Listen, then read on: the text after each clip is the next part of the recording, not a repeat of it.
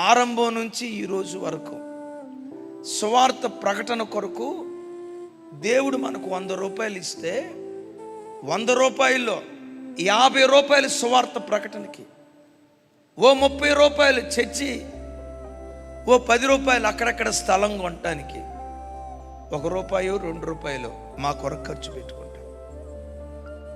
మా యవ్వనాశలు ఎట్లా దేవుని కొరకు చంపుకున్నావో తెలుసా?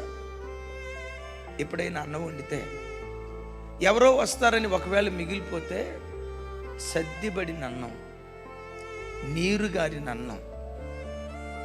నేను చెప్పే మాట అబద్ధమైతే నా ప్రభు వింటున్నాడు. మీరేదో మమ్మల్ని మెచ్చుకోవాలని నేను ఈ మాట చెప్పట్లా. నీరు గారిన అన్నం తిన్న జ్ఞాపకాలు మాకున్నాయి. ఎందుకో తెలుసా?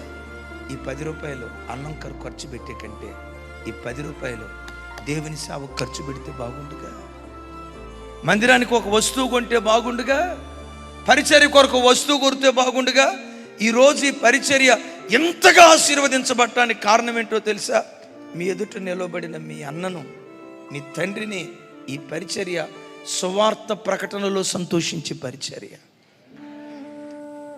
ఈ 25 సంవత్సరాల సేవలో ఓ బంధువుల ఇంటికి వెళ్ళిన జ్ఞాపకం నాకు లేదు. ఓ పార్క్ వెళ్ళినట్లుగా కానీ, ఓ పిక్నిక్ వెళ్ళినట్లుగా కానీ, ఏమండి షాలార్జింగ్ మ్యూజియం ఎట్టుంది చూసినట్టుగా కానీ, జమ్మూ కాశ్మీర్ అందాలు అలా చూసుకుంటా వద్దాం, కేరళ చూసుకుంటా వద్దాం.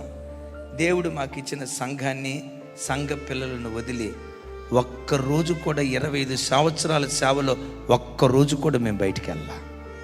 ఎందుకో తెలుసా? మా ఆనందం, మా అతిశయ కిరీటం, మా సంతోషం ఏదైనా ఉన్నదంటే దేవుడు మాకు ఇచ్చిన మా పిల్లలే.